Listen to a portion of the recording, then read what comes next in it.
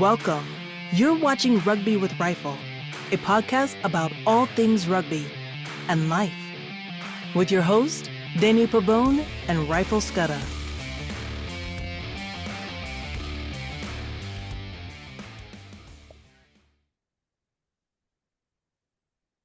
Welcome, Tribe, to our second installment of Rugby with Rifle.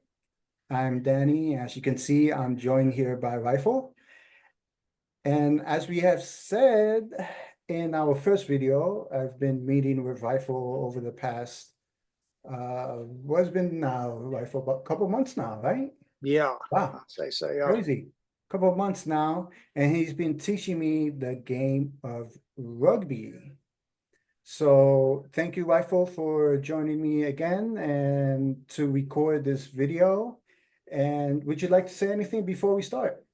No, just good to be here again, and it's wonderful the time we're spending together and just talking about rugby. And I think one of the nicest things are currently, as you and I are talking about this and learning more about the game, there's amazing international rugby happening now with Australia, South Africa, New Zealand, the Pumas playing. So I think that's wonderful that when you learn something, you can actually go the weekend like we have and the next 2 weekends as well. And you can watch what we've learned in real action with some of the best teams in the world. So that's good, but really enjoying our time together, and let's take it away. Beautiful, beautiful. Thank you. So with that, we are just gonna go straight to some slides that I have prepared. So in our first video, we gave you a basic introduction to the game. So we decided with this video, first, we're going to give a review of the first video. And then we're going to, well, Rifle is going to explain the different set plays or the three main set plays that involve the game of rugby. So without further ado, I'm going to share my screen.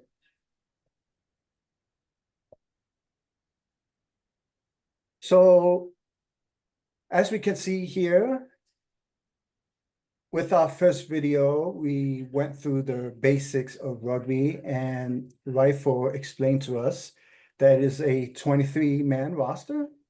15 players are on the field at a time, and then you have 8 reserves.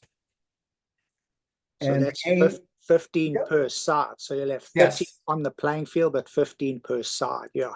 yes, thank you for clarifying that, Rifle. So technically, there's 30 players on the field at a time, 15 from each team. Yeah. Thank you for clarifying that. No Yes. problem. Yeah. And then the duration of the game are 2 40-minute halves. And then as in soccer, there is also additional time, correct? There is a little bit, yeah. It doesn't go on, normally there are not as many injuries Okay. as there are in soccer. I think rugby players are a bit harder. So there's not that much additional time, but there is, yeah. So if someone has what we call a blood bin, if someone has to go off or something happens on the field, they would take that time, stop the clock, and then they would put that on at the end of the half, yeah. So there is additional time. Okay, cool. So very similar to soccer, except for soccer obviously has 45-minute halves. Right. So there, like we have spoken in the first video, there's 2 groups of players. There are the forwards and the backs, and we will get into that a little bit more when we go over the scrum, which is one of the set plays in rugby. And there are 4 main ways to score. So there is the try, with which is worth 5 points. There's the conversion after the try, which is 2 points. A penalty kick, which is 3 points, and a drop goal in play, which is also 3 points. Yep. Very good. And as Rifle had mentioned in the previous video, before the game, one team captain from each team comes out to the field to conduct the coin toss with the referee, and the visiting team is given the opportunity to call heads or tails, and then who receives the ball and which direction the kick will be decided on this coin toss. Right. The captain doesn't literally go out onto the field. The ref will just blow his whistle outside the changing rooms. The two captains will come there. They'll spin and then they'll go back into the changing room. So it's not literally the field. They just come out of the changing rooms, choose who's going to kick, who's going to receive, and then they go back. Oh, okay, cool. Okay, so mine changed to that. Okay, pretty cool.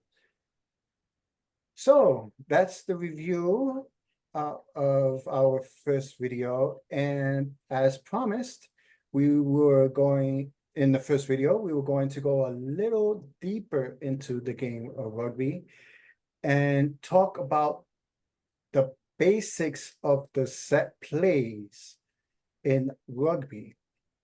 So in order, we're gonna take a few minutes to talk about each play. And the first play that we have, and we're going to talk about, is the kickoffs and the restart kicks. So, Rifle, take it away. Explain what this is and how it plays out in the game.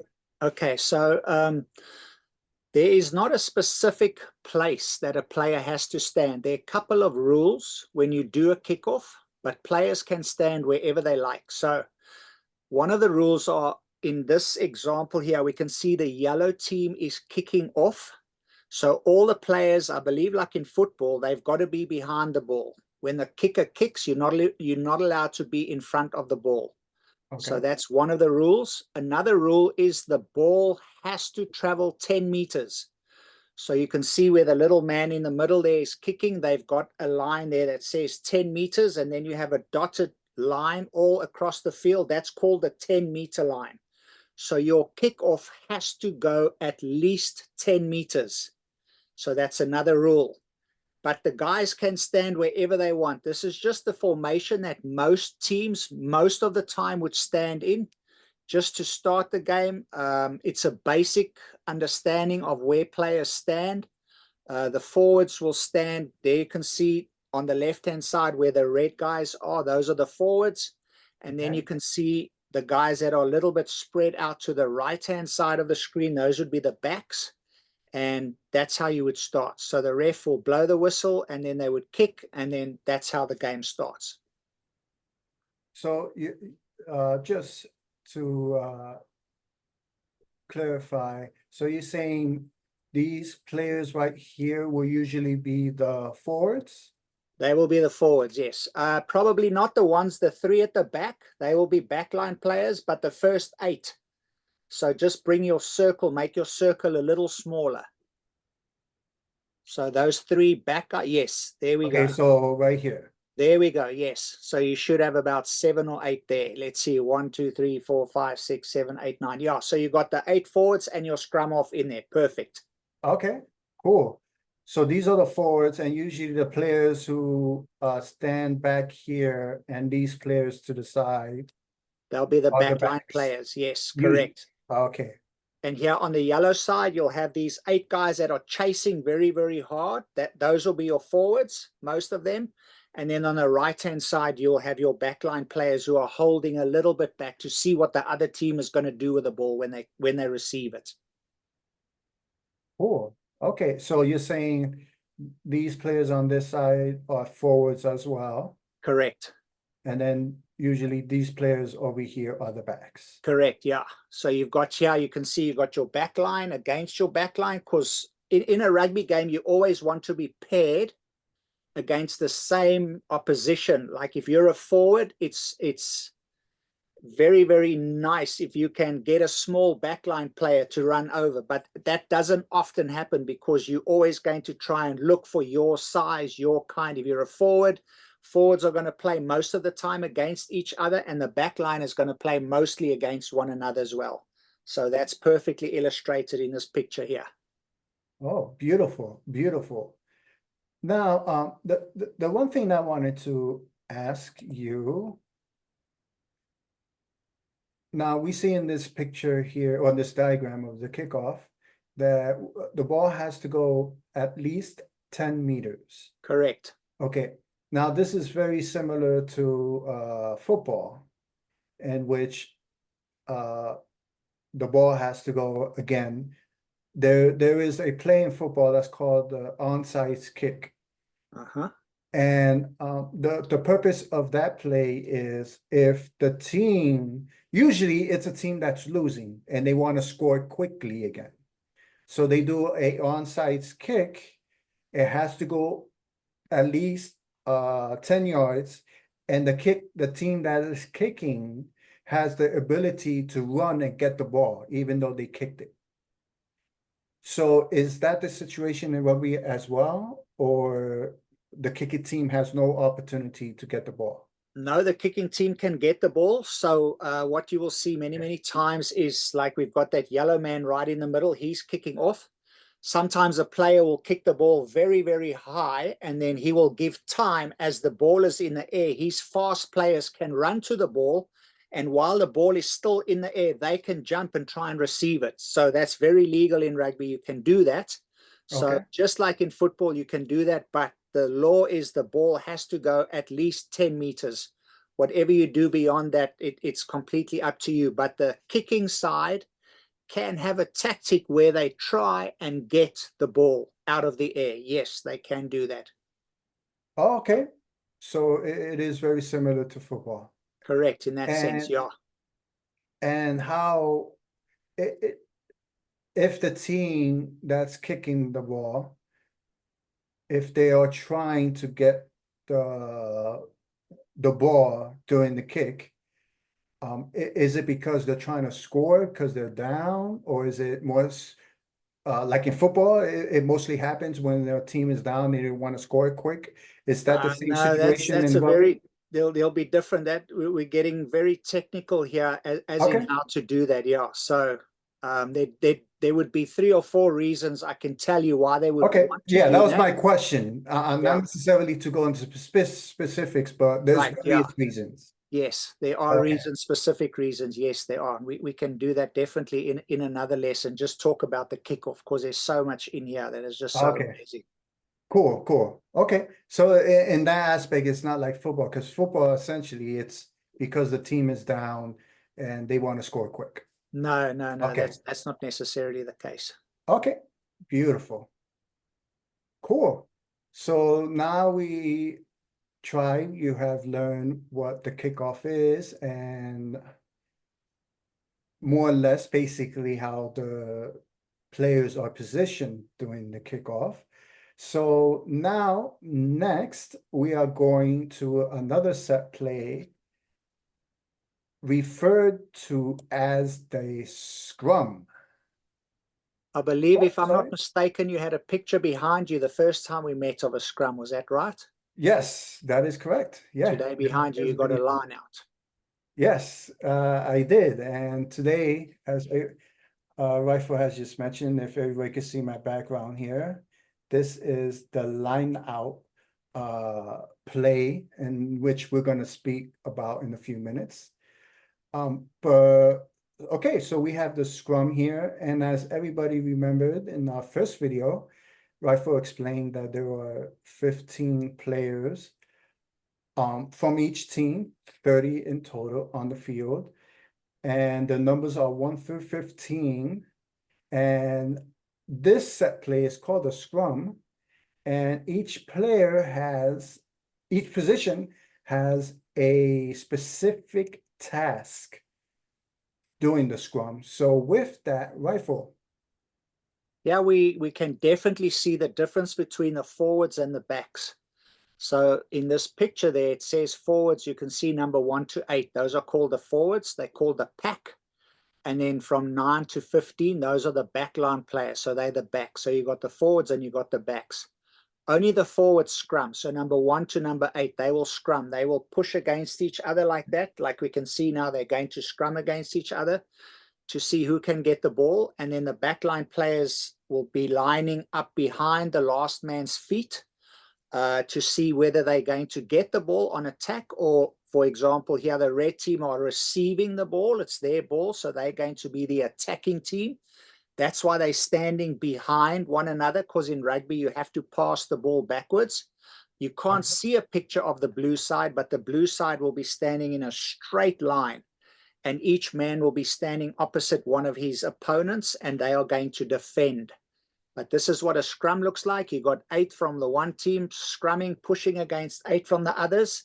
And then the 2 back lines are going to see what they can do when the ball comes out of the scrum. So that's a beautiful description there of the forwards and the backs. Very good.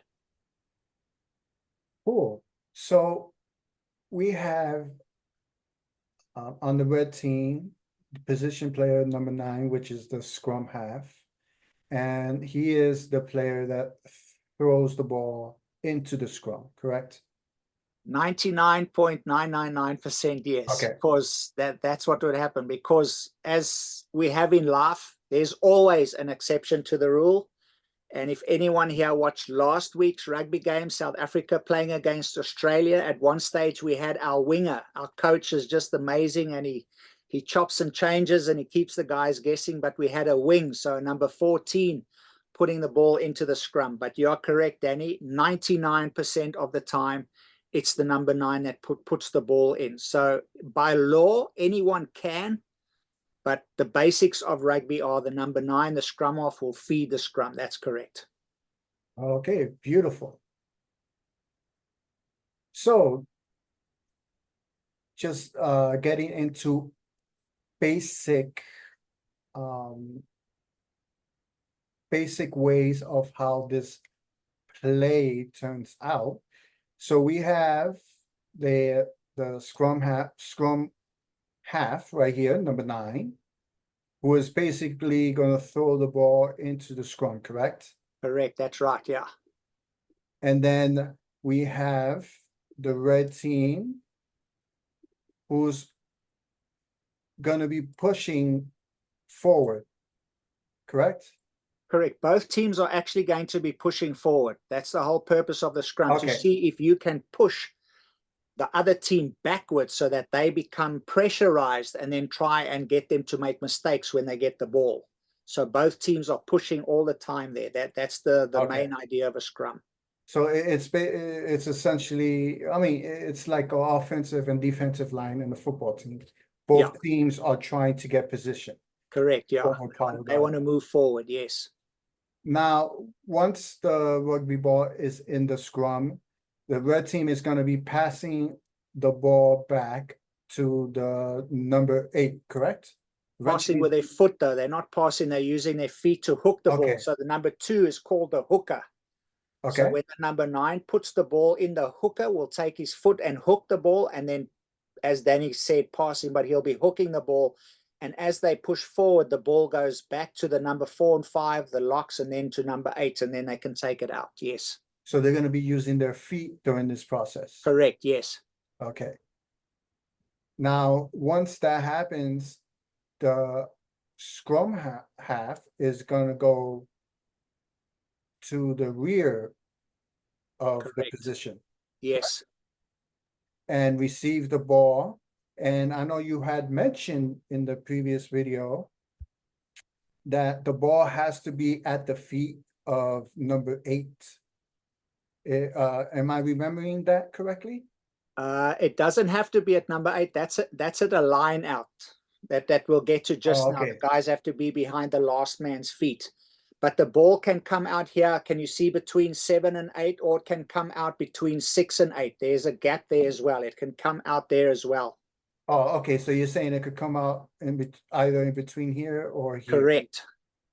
But the reason most of the time it would come out by the number 8 is because if it comes out by the 6 or by the 7, there's a whole meter shorter between the 2 teams, and the other team can then easily tackle you.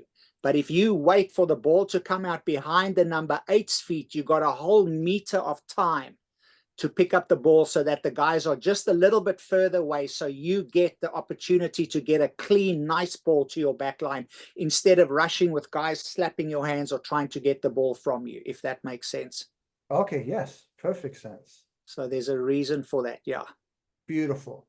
And then once the scrum have number 9, Yep. we see gets the ball. That is when the scrum half, the majority of the time, passes it to your player number 10, the fly half. Correct. Yes, your fly half. That's correct. Yes.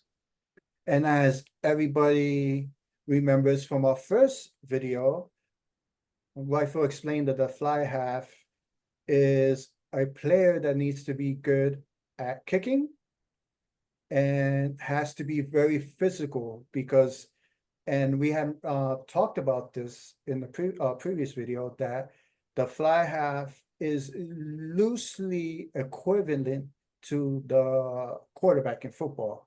The fly half has to think in a moment's notice because he is the one that decides how the rest of the play is going to go, correct? That's correct. In rugby, we will call the fly half, we call him the general. The general. He will dictate. He can choose whether he wants to pass. He can choose whether he wants to kick. He can choose whether he wants to keep the ball and run himself. So as you said, in a moment's notice, in a split second, he has to make so many decisions where guys are running up full speed, trying to absolutely break him in half. He's got to choose right there and then what's the best for his team and what's the best way to use the ball. That the forwards have just scrummed very hard. They've done a lot of hard work to get the ball to him. So he really has to think clearly about what he wants to do with that ball. Cool. And then the other, we have the wings, number 11 and 14. 11 and 14, the wings, yeah. Those are the fast guys. They're the quickies. Okay, so the quickest. And then we have the fullback. Correct, number 15. Also, many times you'll be very fast. Okay, and then we have number 12 and 13. Those are your centers. Okay, and any specific role for the centers? No, not a specific. They get the ball obviously from the fly half, and then they can also, everyone has to think, so they have to think what they want to do with the ball, because your forwards work very, very hard to get the ball. And there's a lot of fighting in a lot of teams between the forwards and the back. If the forwards go in and they work so hard and the back line drops the ball or the back line just kicks it away, the forwards don't like that because they scrum and they've got cauliflower ears to try and get the balls to the back line. So they really, really have to think carefully what they want to do with the ball. Yeah. So it is a good thing for the forwards if the backs have a good plan and they give them essentially, well, not time to rest, but at least not scrum, because scrum is very physical intensive, as you're saying. It is, yes. However, on the other side, some teams like my team, South Africa, we love scrumming. That's one of our strongest points. So when we scrum, we many times get penalties because our scrum is so strong. But what I'm saying is, if you scrum and you do get the ball and your backline just throws it away or they drop it, it's just not, you work so hard for that ball. So that's why in rugby, you never, ever want to just give the ball away, because those 8 forwards they're sweating and they're bleeding to get the ball to the backs. So you better use it wisely. Yes, I would agree with you. If I were to scrum and then 5 or 10 seconds later we have to scrum again, that wouldn't be cool. Right, yeah, exactly. Cool. So as you can see, everybody, that is their scrum, and pretty much what each position players, what their responsibility is during the scrum. Would you like to add anything? No, that's good for now, Danny. That's more than enough information. When we watch our first couple of games, we'll know what we're looking at. Okay, beautiful. So let's move on to our third set play that we're going to speak about tonight, or during this recording, I should say. And that is the line out. And Rifle, you could explain. I won't even attempt to explain this, so I'll just hand it over to you. Okay, so what we're going to do is really just keep it basic, because you can go into the weeds here, down rabbit holes. There's so many rules and technical things. But so line out is taking place whenever the ball goes out of the field. So there on the right hand side, you could see the line that says touch line. So if the ball goes over the touch line, And that is this line right here. correct, yes, on either side of the field, you will have a line out. And the line out will take place exactly where the ball exits the field. So the place the ball goes out, that's where the mark of the line out will be. That's where that guy standing next to the red flag there, that's the hooker, your number 2, 99% of the time. He will throw the ball in, but that would be exactly where the ball went out. Okay, so in this example, since the player, which is usually the hooker, is throwing the ball in at this, so that means the ball went out at this spot right here. Okay, Okay. correct. That's correct. So now what happens is you've got your 8 forwards. The backs do not jump in the line out. It's your forwards. So you got those 8 there. They're going to participate in the line out. So you have to stand in a straight line, one player behind the other. Anyone can stand anyone out of the 8. There's no specific, because doesn't mean number 1, 2, 3. They don't stand like that. You can have number 1, number 8, number 4. Anyone can stand anywhere. But there are a couple of rules here. You have to be 1 meter from your opponent. So there is a line in the middle of the line out that gives you a gap of 1 meter. That's one rule. Then there are 2 other rules concerning distance. There you can see where the hooker is throwing in. There is a line there. That's the 5 meter line where the 2 very first players in the line out are standing. There's a white line. That's Correct. That is right called there. the 5 meter line. And they have to stand behind the 5 meter line. So there's a gap of 5 meters between the first guy in the line out and the touch line. And then at the back of the line out, you can see there's another line, and that's the 15 meter line. So the line out has to take place between the 5 meter and the 15 meter. And the 8 players will stand in between the 5 meter and the 15 meter with 1 meter between the 2 of them. And then they will try and win the ball as the yellow hooker throws the ball in. And that's just the basics of a line out. Well, as for us Americans who do not use meters, 1 meter is 39 inches. So 1 meter is 1 yard and 3 inches. And I didn't have to Google that. I knew that. Yeah, I have no idea. I still work in meters and kilograms. Okay, beautiful.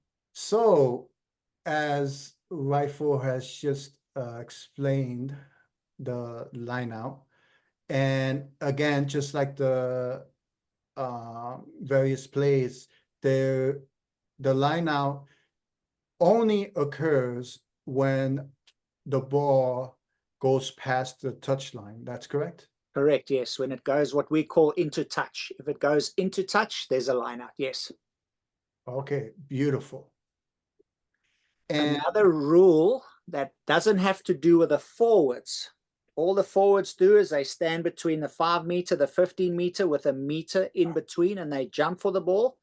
But now you can see the line out players. They have to be 10 meters away from the line out. If they come closer than 10 meters, the other team will get a penalty. So that's what the back line have to watch out for during a line out. They must make sure that that meter that's separating the 2 teams, that's what we call the middle line, the center line. From that spot, they have to be 10 meters either team to the back of the forwards. And that just gives the other team that wins the line-out ball, it gives them an opportunity to run a little bit or do something without having players right in their faces that they can't do anything. So if you come closer than the 10 meters, you will give the other team a penalty. And just to clarify, you're talking about this line right here. Correct. The distance, as we see here, has to be 10 meters. Yes, that's right. Beautiful. And that's like I say, that's the basics for the line-out. That's all we need to do tonight. So we just got the basics for the scrum, the kickoff, what the guys do, in the line-out. So next time when we watch a game or we watch a line-out, we will know, okay, these are the lines, why those guys standing so far back, who's throwing the ball in, who can be in there, who's not in there, and why do they do it. And that's enough for tonight. Okay, beautiful. So there you go, guys. In tonight's video, we went through what a kickoff is, what a scrum is, and what a line out is in the game of rugby. And as Rifle has mentioned, in our next installment, we'll get more specific into the different plays of the game, and maybe go into some basic strategy. And also, Rifle, maybe talk about the history of the game and different teams around the world and their rankings. So those are a few things that we may want to talk about during our next video. So with that. Wait, Danny, before you stop, can you just move your head there? I want to just show people a beautiful line out. Look at that, South Africa winning that. That looks to me to be Wales. Okay. And look how South Africa's actually not. Wales put the ball in, and look how high those guys look, how they pick them up into the air there. And that guy's got the ball with one hand and passing it. So very, very skillful people there in the line out, but there's South Africa playing against Wales. So yeah, that's a very good depiction of the line out. So there you go. Beautiful. And as Rifle said in our last video, I had the scrum as my background. So maybe I'll have a kickoff. Sounds good. In the Yeah, next let's see what video. you can come up with. So again, thank you, Rifle, for going through the game of rugby and going through the 3 main set plays in rugby. And as Rifle said, next video, we'll go into the basics of different strategies of the game. And I look forward also to speaking about a little bit about the history of the game and the different teams around the world and their rankings. So Wonderful. once again, Rifle, thank you for Thank you, Danny, and everyone. teaching us about the game of rugby. And My pleasure. okay, tribe. So with that, we're going to end this video, and until next time, thanks again, Rifle. See you next time, guys. Yeah, sure. All right, guys, take care and see you next time. Thank you for watching this episode of Rugby with Rifle. Remember to press the like button and subscribe to the channel if you haven't yet to support this podcast.